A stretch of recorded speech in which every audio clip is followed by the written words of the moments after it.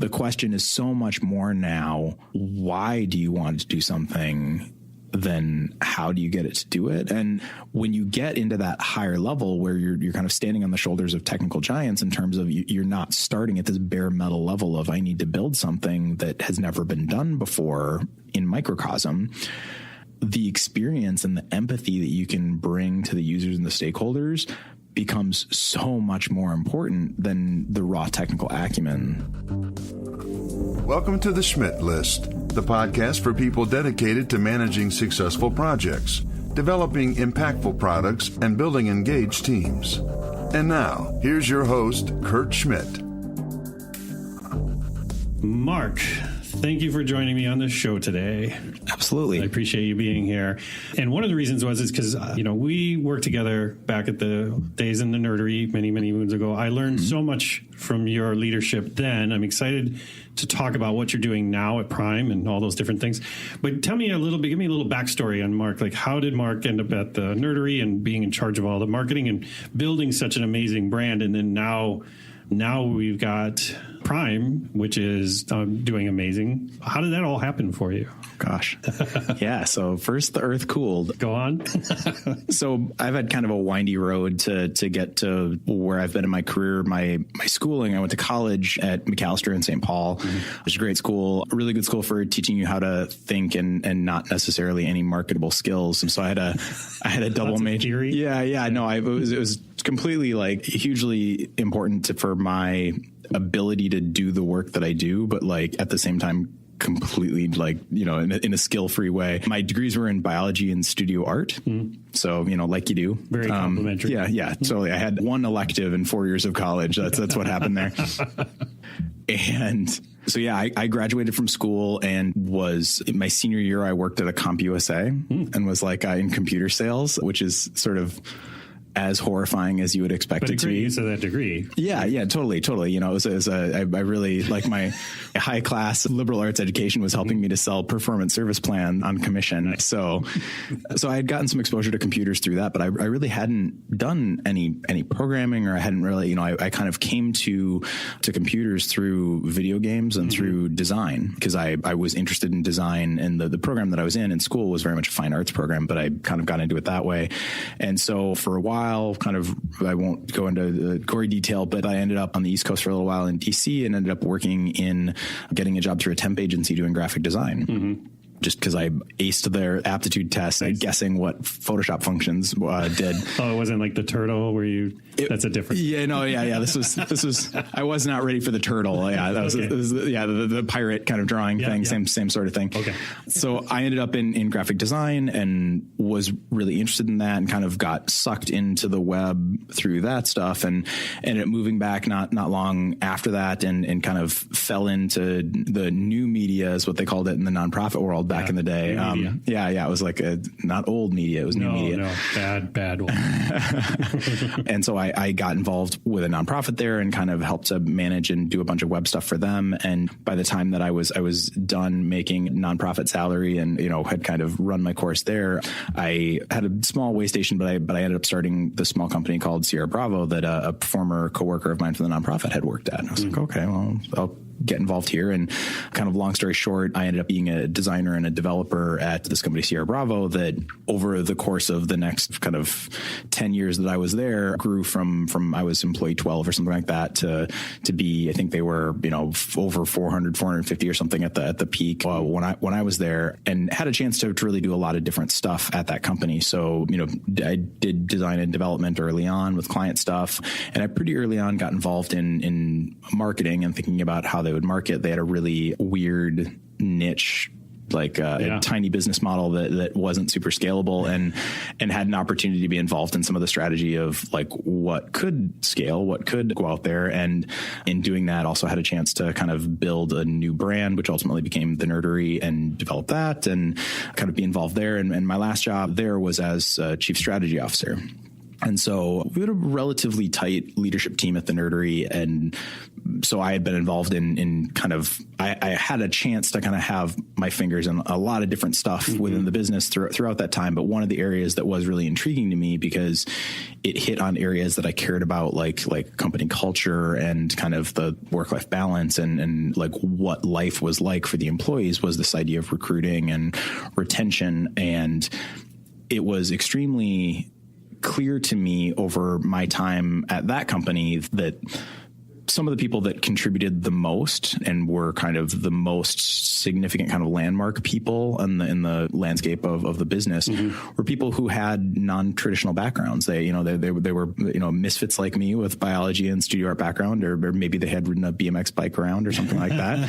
And they kind of came to the table. They had acquired a skill set somewhere and came to the table and were able to provide a different approach and kind of often a less fettered kind of way of thinking about things and less kind of conventional way of thinking about things that I found to be super, super valuable.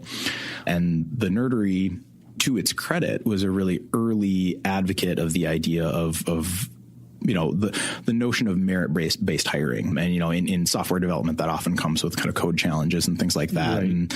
And that was, early on there, that was not the norm. It wasn't what everybody did. You were hiring for a trajectory. Yeah. Well, and you were looking at the experience, you were looking at the pedigree of like, what program did you come out of? Like what was your, do you have the major that matches up with the work that you want to do? Yeah. And I think as a result, the Nerdery got access to a bunch of different kinds of people than their competitors. And it really helped them to cement themselves as this, pretty dynamic, pretty powerful development firm, because they had access to all these amazing people that, I had dozens of conversations over the years there of people who said, gosh, I was looking for a job for a really long time and did the challenge and came in and got hired. And like the week after I came in, I was getting job offers from other people, because they just, once the Nerdery hired, then I was, okay, well then you're good. Then it's fine. But so that idea had stuck with me. And as we were growing as an organization, I had I sometimes will kind of get, it's kind of, maybe it's the way that like pearls are formed, you get an idea stuck in your head and it's like an irritant. And so you kind of wrap layers of thought around it and eventually it's a beautiful pearl. And I think one of that thing that was interesting to me was the idea of, ultimately it became something else, but it was the idea of kind of vertical integration as a service business, and the idea of, in a market that's as competitive for talent as what it is, like, what would it mean if you could generate your own talent? What would it mean if you could take that constraint off the table? And so I tried for a number of years, at the Nerdery, to think about how could the Nerdery kind of find a blue ocean of talent? How could we not compete with everybody else that was out there for that? And ultimately, kind of long story short, like it didn't. it didn't work. As it turns out, like if you're a company that works based on getting work from other people, you don't necessarily have the forecasting ability and the kind of the dedication to make that kind of commitment to people that are. There was the apprenticeship program that happened while I was still there that, on paper sounded like a really good idea. And I do feel like they got a return on that from the people that made it through that and stuck around. But it was, it all sounded good on paper, but then when you actually did it, it was like, ow, this hurts, What about this and this and this? Especially, again, back to your point about the business model not necessarily being able to support that. But I think seeing the people that came out of there was like, oh, wait a second, maybe. It totally, it was, I think the problem with that sort of program, or the challenge with it, is that if you want the certainty that it's going to work, or that you're protected as an organization and you're doing that, it's kind of like this kind of gross, like indentured servitude sort of thing, where you're like, okay, well, I'm going to train you, but you have to sign a contract and you're going to pay me back for this training. And it just ultimately, I think it puts people in a weird relationship to begin with. Yep. And so, even with all the best intentions. Everybody doing it for the right reasons, it still can lead to an unpleasant result. Yep. And I think what ultimately became Prime and the brand and the business idea was just kind of bolt from the bluishly saying, well, maybe maybe that isn't it. If we're running into problems with an apprenticeship program where we don't want to do it anymore because we're training people and other people are hiring them, that's a nerdery problem, but that's you're still solving a market problem. And so with Prime, it really was just this idea of like, well, gosh, it's still working out great for those people who were the apprentices. So maybe what we need to do is we need to create an environment where they can invest in themselves instead of waiting on somebody to invest in them. Right. If that's not going to happen. And that really was kind of the kicking off point for what I do now, which is, so the Prime Digital Academy is a immersion training program. So a lot of people call them boot camps. We, of course, like any good marketer, have to like come up with a special, it's a differentiating phrase. But but really what it comes down to is we train people from non-traditional backgrounds for work in the industry. And we have a program that covers full stack software engineering. And we have a program that covers user experience design. And to date, we launched in 4 years ago. So we launched in 2014, and we have to date 750 alumni as of the graduation last week. And we have grads working at over 350 companies here in Minnesota, and actually are starting our first cohort at our new campus in Kansas City in March. So congratulations. That's great. Yeah. Thank you. That's super awesome. Yeah. So tell me about that first cohort. Tell me about how scary was I would be, maybe you're a stronger man than me. I would be freaked out like the first time, like I opened the doors and the first students walked in. Had we thought everything? Did we, is this going to work? Right. Yeah, no, totally. It definitely was this sort of, I'm not a big party thrower, but it's the same sort of like, when you have a party and you're like, is everybody going to show up? Like right. People having fun? Like, is everybody getting along? Yeah. It definitely was that kind of thing. And I was really fortunate that we had, when I talk to people about entrepreneurism and, kind of starting a company and being a founder and things like that, I often feel like a fraud because honestly, I could have not had an easier experience in starting this company and having, the success that we found, I do think there's some of it that's attributable to hard work and some of it that's attributable to morbid imagination that allows you to kind of imagine all the things that could go wrong so you can try and work around it. Yeah. But we really just were in the right place at the right time in so many different ways that, we've been very fortunate to, from the beginning, have a really strong partnership with local government here in the Twin Cities, first with Minneapolis and now with St. Paul as well through the MSP Tech Hire initiative, which has meant that we've been able to be incredibly inclusive and very open to people, especially not underrepresented folks in the industry, and make sure that the finance part is not getting in the way. Mm-hmm. And so that's been really important to me as part of what we're doing. But yeah, we actually, the Tech Hire stuff is funny because you talk about like kind of where we were at in the first cohort, right? And it was probably maybe 2 weeks before the start of our first cohort in person. So we have 6 weeks upfront online that we do. And I think it was somewhere in there in that range of time that we didn't even have anybody who had ever come through the doors to like be in the space yet. Right. And through our connections at the city, I got invited to go with, at the time, Mayor Hodges to the White House to this like thing about boot camps and kind of the Tech Hire launch and everything. So it was this very kind of surreal thing of like, going to this event and kind of being there and representing the region. And, and at the same time, just like having barely started. So that was, even if you were watching a movie of it, wouldn't seem real. Yeah. It's been really, really remarkable to see how quickly it's taken off. And I think that almost all of the positivity and all of the value that is generated through Prime has a hip bone connected to the knee bone, if not like a direct connection to the culture of the school and kind of the people who are there and their commitment to each other, their commitment to the community and all of that. I mean, I think that's the common element between the things that I've been engaged in that I care about in my career, the nerdery and the kind of the brand that was built there and the company and the culture that was built there in my time, the Overnight Website Challenge, just kind of this nonprofit event thing that I started and that ran for a number of years, and Prime. I think they all share a really heavy kind of central theme of culture and kindness and, being connected and feeling engaged and involved in something bigger than yourself. Mm-hmm. And so that, I think that's that was really, even with that first cohort, the sense of that was pretty palpable from the very, very beginning. And that made it less scary than I think it would have been, right, because it felt familiar. That's interesting. Yeah. Myself personally, working with you and seeing all those things come about, because again, like I think you've created some of the most uniquely impactful things. I mean, especially in Minnesota, like you mentioned, the Overnight Web Challenge, creating this brand of the nerdery, and now Prime. A lot of people don't understand like how influential you were in making all of those things happen. And then now I look at, the impact that Prime is having on tech in just Minnesota, right? So it's really interesting for me, because one of the reasons why I ask you about that first cohort, like I used to teach graphic design at like Rasmussen and Brown, like way back in the 90s. And I would teach night classes. And it was a lot of these people that worked during the day and they were going to school at night to improve their lives and stuff, right?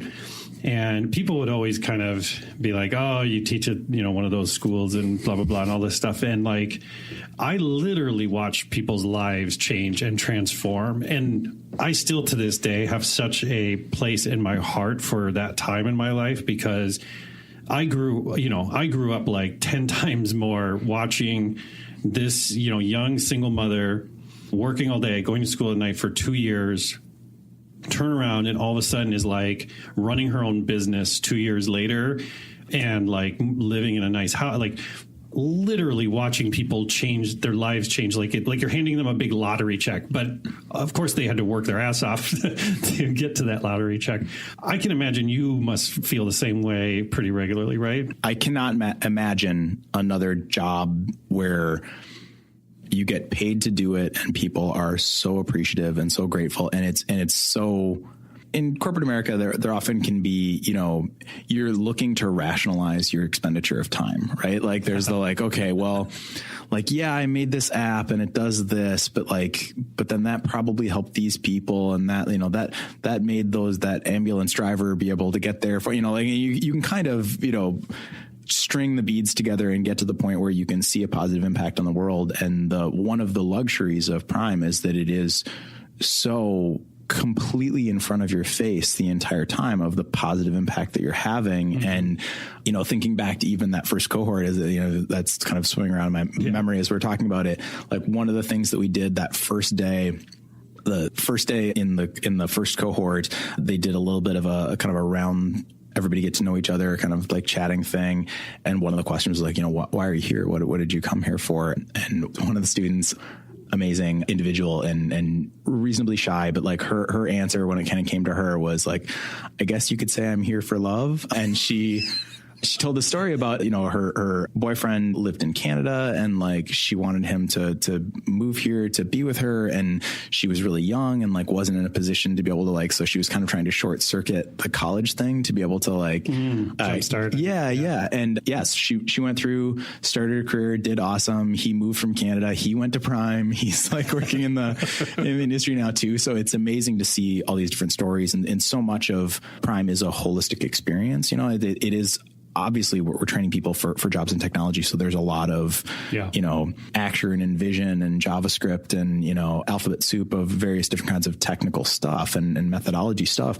But there's a lot of emphasis. I think one of the things that people don't expect, we spend 3 hours a week public speaking. Students, practicing on that and then learning to collaborate with each other in every possible permutation of people in the room. And the amount of personal growth that you can see from that is astounding. Like people just come so far over such a rapid amount of time. And it's summer camp. Like you take 18 to 20 adults and you put them in a room together. Yeah. At least 40 hours a week. Like most students are spending north of 60 hours a week, but like they're in the room together for 40 hours a week. And, just as an adult, you don't make those kinds of relationships anymore. Like you don't have friends that you just know that well that you didn't know 10 years ago or 5 years ago. And so it's amazing to see people also get a chance to kind of redefine who they are as adults in this new context of this new group of people. I can't liken it to anything else. It's super rewarding. With that amount of people that you've sent off into the world, now with an education, what do you think Prime has done to the Minnesota tech scene. How do you think it's impacted it in either, like, obviously it's created a lot more folks that could get jobs, but it still feels like there's even more jobs still available than you could even push out people. But how do you feel personally that Prime has affected the scene in Minnesota? Yeah, I think that part of the change that we've made is getting the industry locally to question some of its assumptions about who belongs in technology and what a technologist looks like and how they impact. And I think some of the places where that's really evident and very, kind of like for the listeners at home, Kurt has a Hack the Gap sticker on his laptop, which is kind of local hackathon that's focused on women identifying developers and their space in the industry. And the last couple of years, that event, it might have predated Prime by like a year or so, but it started around the same time we did. And, going to it and checking it out the last couple of years or kind of seeing the pictures afterwards, it's remarkable. And there's like, as much as like a third of the people that are there came to Prime. Yeah. And it's super, super rewarding to see over such a small period of time the impact in that area that's so important of getting more people and a more diverse set of people into technology. That's definitely part of the vision and mission of what we're doing is to bring people. And it's not just about demographics. It's also about background and about the perspective that people bring just from what they did before in their kind of past life. But I think that what we've been able to do successfully over the last couple of years is take a lot of people and they're, when we first started, there was plenty of people that when we were talking to them, people generally were really encouraging and enthusiastic and said, great, like, I'm glad this is happening. But there were definitely, especially in engineering circles, there were a lot of people that were like, oh, well, like, I'm glad you're doing it, but like, we would never hire anybody. Or like, we only hire senior level talent. That was like, and in some areas that's still the cool thing to say, but like, good luck with that. Yeah. It is this kind of ridiculous thing. And the reality is that, like the industry hasn't changed that much, if you gave everybody a choice of like, do you want to hire a bunch of mid-level people or do you want to hire a bunch of entry-level people? It's not like they're going to be like, yeah, now I love entry-level people. Like give me as many as I can get. It's, the supply and demand of things have forced companies to change their approach and force them to be more creative and not just continue to throw more and more and more money at a problem that's not getting any better. Yeah. So I think that's some of the impact that we've had is just that change and that willingness for people to think about things a little differently. And I think one of the things that I've started to see that I appreciate about the impact that Prime, I think, is making is the tech industry in Minnesota is, I think, really strong. I think there's a lot of amazing things happening, but there's a lot of islands, there's like the Ministar is doing great stuff over here and, BitMN is doing cool stuff over here. And there's interesting things happening at Techstars and, like there's different little kind of islands of stuff that are happening.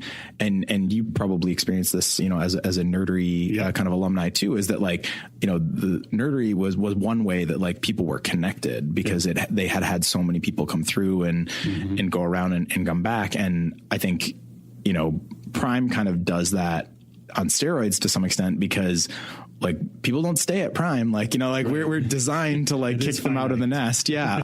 Which is great. Cause it's like, we just have the honeymoon period and then they go and like have their hearts broken by industry elsewhere. But like we have people at all of these different organizations. And it's impactful in a way that I never would have predicted, I've worked at companies like the Nerdy that had a large local presence and a lot of employees, but I wouldn't run into people. Like I swear, like I go to the dog park and like, oh, there's a Prime grad and we're talking about whatever. And I'm checking out at Target and there's somebody in line behind me. And it is so present. And I can't tell you how many times I basically live in my Prime hoodie, my tech industry uniform.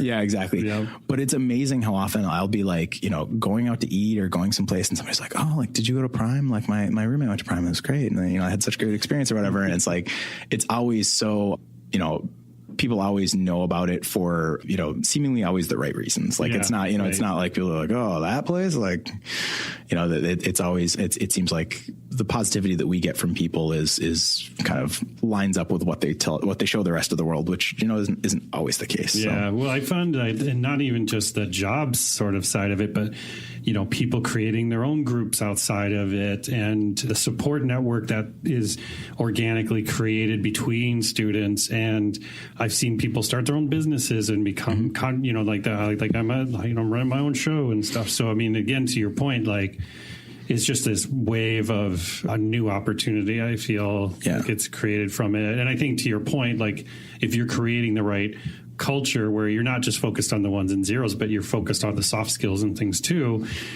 I think that's just a natural transition, and that you create more than just a butt in a seat, right? Yeah. Yeah. And that's a big part of the admissions process, is just trying to make sure that the people who are coming in are people who are going to embrace that. Because there are plenty of, I don't know what your rating on your podcast is, but there's plenty of really smart, talented assholes out there. And that's just not the audience that we're looking for at Prime. Like it's not good enough to be good. You have to be good in a group of people. And so if you don't have the savvy and the willingness to make those compromises, and like when you're the person that's way ahead of everybody else and the answer, like the right answer can't be, turn your test in 2 hours early and then put your headphones on. Like you have to be willing to like not leave anybody behind and help that. And that's something that Fred Sheehan, who is our director of student experience, and Scott Bromander, who is one of our first instructors, really did a good job of baking into the culture and a lot of the ways that we do things,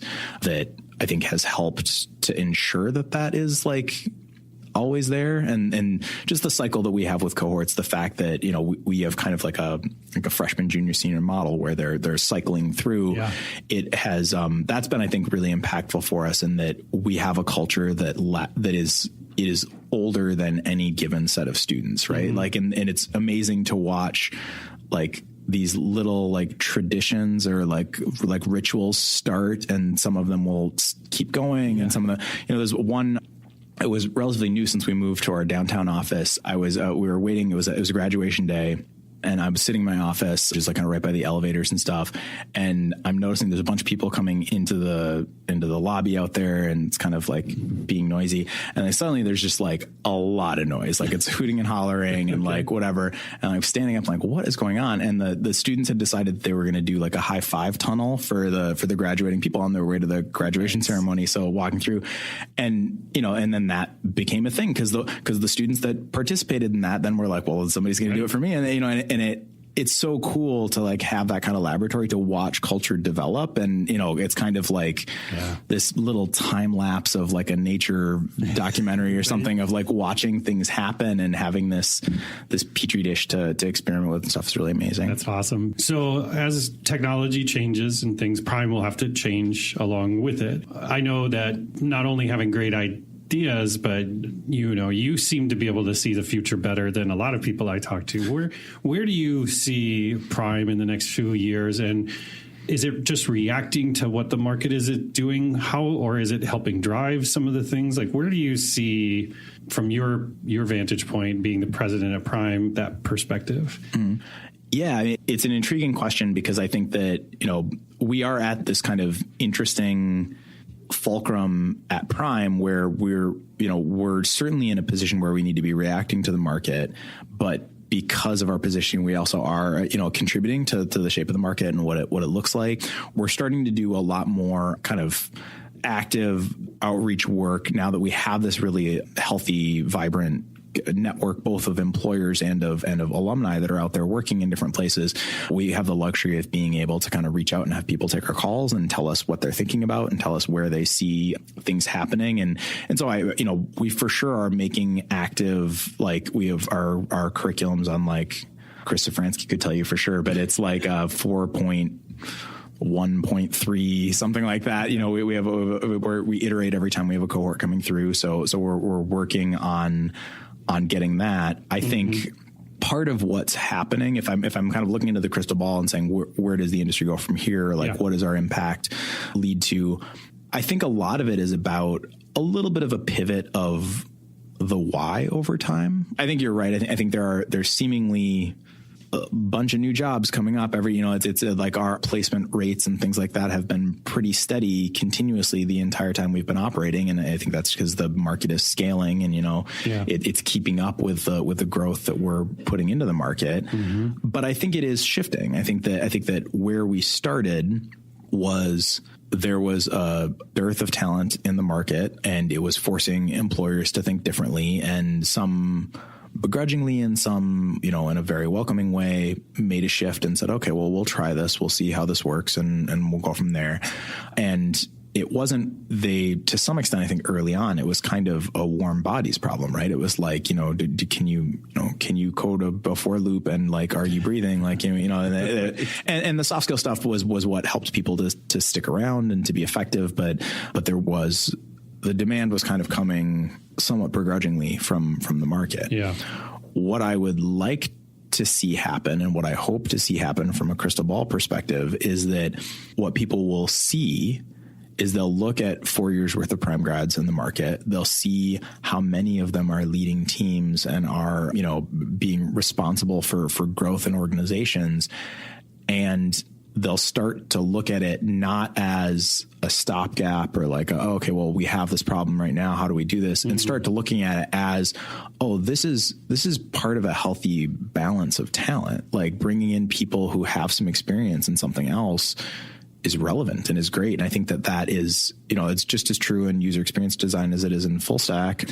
And, a lot of the time that I kind of think about, or some of the things that are influential for me in it, is thinking back to time at the Nerdery and thinking of, maybe meetings that I was involved with where it was as a team of developers sitting with a stakeholder at, a healthcare company or like some big chain like that. And I think anybody who's in services and software has these memories of like, maybe like an hour and a half long conference call that's like just painful to sit through. Like everybody's frustrated. I don't know what you're talking about. I know. Like it's not ringing any bells at all. And it's just this sort of slog. And at the end, it's like, oh, wait, you meant this? Oh, no, that's not a problem. Never mind. And it's like it was, everybody got dumber and older through that process, and somebody paid a bunch of money for it. And I think that part of what this kind of different class of talent that is coming out of programs like Prime can offer is that they can offer some intermediary services in some places. Like if you had somebody who had a healthcare background and they knew development and they were in that call, right, it probably wouldn't have gone that long, right. And I think that's where it's really interesting to me is I think the development that has happened in technology over the last, during my career, basically, because I'm a HTML nerd from way back. Like I was doing tables with the best of them and things like that back in the day. And when I was first getting into technology, the challenge of being a programmer, I felt like was about how can you make something work, right? It was like, I want to be able to have an online store. How can I make that happen? Like, what are the, what do I have to trick the browser into doing in order to make this work? And I feel like the modern frameworks that people have access to, the level of automation and AI stuff and other things that are coming out and that are available, the question is so much more now, why do you want to do something than how do you get it to do it? And when you get into that higher level where you're kind of standing on the shoulders of technical giants in terms of you're not starting at this bare metal level of I need to build something that has never been done before in microcosm, the experience and the empathy that you can bring to the users and the stakeholders becomes so much more important than the raw technical acumen that you bring to the table. And I think that's where there is this opportunity. And I think that sort of empathy and that sort of strategy and the thought process that goes into knowing how to serve your audience is also super resistant to some of the traditional foils to development and design, whether it's, it's contracting or offshoring or whatever like that. those almost inherently involve a break that interrupts that context. So that's, I think that's the shift that I see happening over the kind of medium term, is that it's not like computer science majors are going to go away, or like, there isn't going to be a place for human factors curriculum at the college level. Like, those things are going to continue happening, and that's great. I think the opportunity, though, is for the industry to take notice and to shift from a situation where they're looking at programs like ours as, oh, good, like this is this is the door that I can get onto to get above the water line of the Titanic wreckage, and like save myself, to being, oh, like, this should be in the mix. This is part of what the long-term solution looks like. To use your developer analogy, not an if statement, but an and statement, right? Yes, exactly. It's Boolean logic all around. Booleans for everybody. Mm-hmm. So, Mark, we're going to wrap up here, but if I'm interested in learning more about Prime and the things that are doing there, like myself personally, I've been a mentor, and I highly recommend it. If anybody who's listening has an interest in it, I definitely suggest. It's not a ton of personal time. It's every couple of weeks, just like an hour or so. And the impact that it has, it really brought back those feelings of me being an instructor and like following these students as they go through this journey. And it was also great networking, because I was also with some other people that I hadn't met before from like C.H. Robinson or Target or whatever. It was really cool. So I definitely recommend that for folks. So if I'm interested in the mentor thing, or if I'm interested in finding out about whether or not I'd be a good fit to going through the Prime education, where should I go? Where should I go look? Yeah, like a typical modern company, everything's online. So just come by our office and pick up a brochure, and we'll get you connected. How convenient. Yeah. So our website is primeacademy.io, and there's a volunteer page. I think it's linked in the footer there, that for folks that are interested in volunteering. We also have speaking opportunities for people to come in and share their expertise. Obviously, if people are looking to build teams and looking to grow, we have a bunch of different ways to connect people with talent coming out of the program. Everything from career days where the students are presenting pro bono projects they've done for people in the community, to just kind of send us your job description and we'll get it in front of a bunch of people.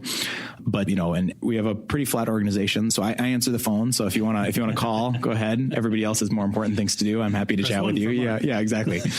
I just say that though. And then I listen to it. Yeah, it's like the movie phone guy episode of Seinfeld. Why don't you just tell me the movie you want to hear about?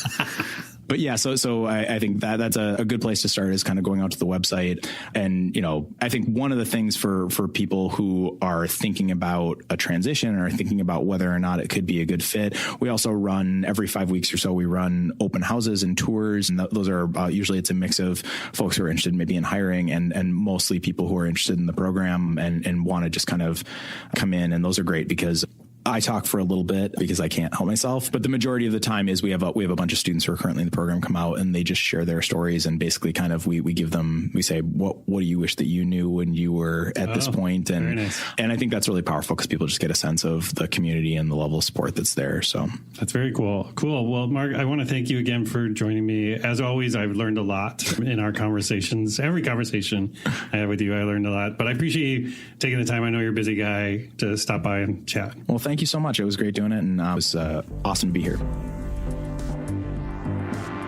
Thank you for listening to The Schmidt List. If you want to learn more about how Foundry accelerates innovation, check out foundrymakes.com. And if you'd like me to speak about establishing a growth mindset at your conference or with your team, drop me a note at kurt@foundrymakes.com. Oh, and the next time you're on the internet, head to iTunes and leave the show a review. If you enjoyed this episode, please share it with a friend, because sharing is caring. I truly appreciate you taking the time to listen to the show, and I hope you have a fantastic week.